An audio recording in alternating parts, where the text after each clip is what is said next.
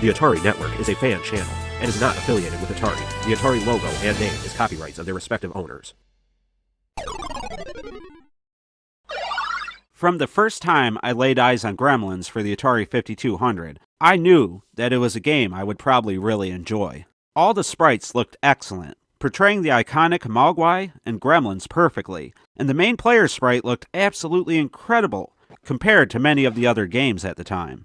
I personally wasn't a huge fan of the Gremlins movies, but I didn't hate them either, so it wasn't the subject matter that drew me into this game.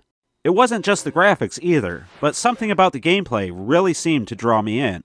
Watching others play the game, I just had a feeling that it would be fun and addictive. So, was my feelings right? Is this a great game for the Atari 5200 Super System, or was I blinded by the good-looking graphics and sprites? Let's find out.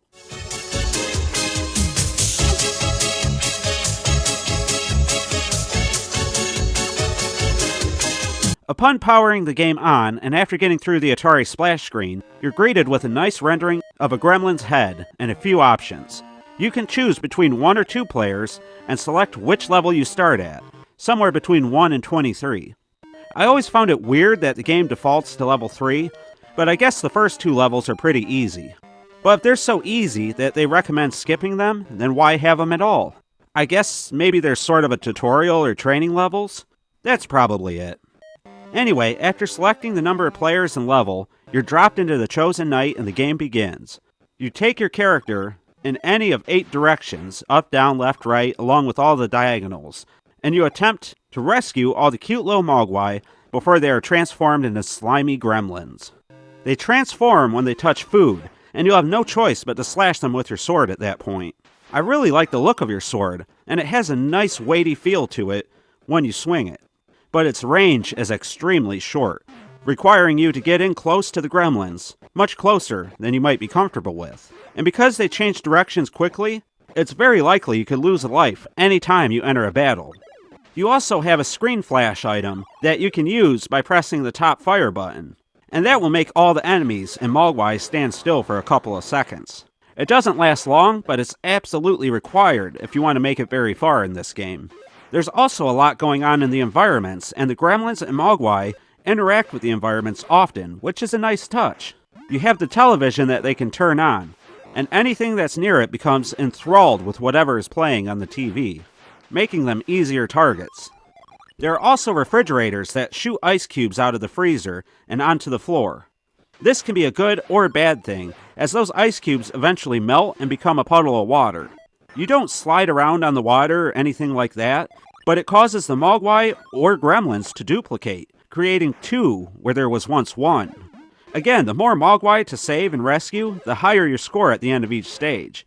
But the more Gremlins, the harder the level is. And Mogwai can become Gremlins at any time, meaning that if they double up on Mogwai, they could eventually become doubled up on Gremlins. Also, Gremlins can get into the refrigerator and throw food all over the levels to try and get more Mogwai to transform into Gremlins. This interaction is really cool, and it makes a lot of sense to me. There's also a popcorn popper that works similarly to the fridge, but it does nothing until one of the Mogwai or Gremlins touch it. The popcorn popper is infinitely more annoying than the fridge, and once it starts spitting kernels, well, all the Mogwai are going to become your enemies, unless you act quickly. You'll want to collect all the food that's being thrown about the level and the food that spawns right from the start, as not only will it add to your points, but it keeps the Mogwai from eating them. You also have the Mogwai pen in the upper right corner of every level. Touch it once to close the pen, and then drop off all the Mogwai you can in there. You can only carry 1 Mogwai at a time, so you'll be making multiple trips here each level. But once again, the mischievous Gremlins can interact with this thing as well. They'll attempt to open it and release all your friends that you've already saved. This can be annoying tracking them all back down, but it can be extremely annoying when a Gremlin gets stuck up there, constantly interacting with the door, causing the sound effect to trigger endlessly. Ugh, talk about audio that's hard on the ears. This is bad, but it only seems to happen on the harder levels in my experience. Speaking of audio, the songs and intro themes that play are pretty good. Most of the sound effects work well too, and I find it all to be decent, if not a little bit sparse at times. Background music wasn't quite commonplace yet, but it would have been nice to have some here. The graphics on the player character and all the enemies, items, furniture, and mogwai are excellent in my opinion.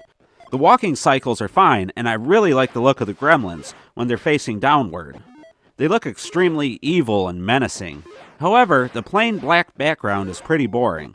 It would have been nice to have backdrops to display different rooms around the house, like a kitchen, dining room, living room, garage, attic, etc. The black void of the background just makes this game feel older than it really is. There isn't a ton of variety, but they do make a commendable effort at changing things up between levels. Obviously, the level designs change between each night, as the walls, appliances, food, puddles, and enemies are shifted, removed, and replaced between each level. You also have levels that give you a short period of time to rescue all the mogwai with no enemies. Levels where you're surrounded by nothing but gremlins and have to kill them all to proceed. And levels that are just jam-packed with stuff on the screen, among other things. But it's clear that those jam-packed levels are taxing the 5200, as they take a noticeably longer time to load, and some slowdown is present while playing these levels. The first time this happened, I thought maybe my cartridge was dirty, or the game had crashed. But be patient, it's just taking longer to load and render the impressive amount of objects on the screen. Overall, Gremlins is a fun and unique game on the Atari 5200 Super System, and is a welcome addition to the library. It looked and played as well as I imagined it would when I first laid eyes on it.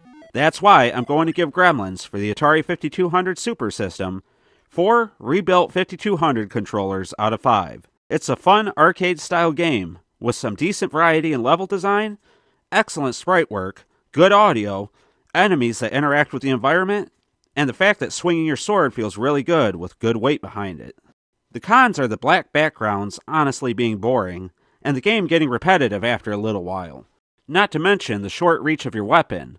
And if you're using a stock controller, the non-centering joystick will cause you to walk into enemies when you really wouldn't expect to. But that's something that most 5200 owners will learn to deal with.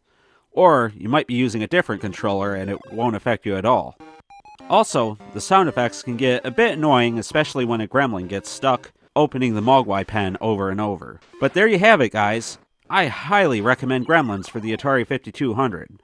What do you guys think of Gremlins? Do you own it, or have you played it before? Is it as good as I say it is, or is this game piping hot garbage? And also, are you fond of the movie franchise? Does this game make a good attempt to be faithful to the source material? Let me know your opinions down in the comments below.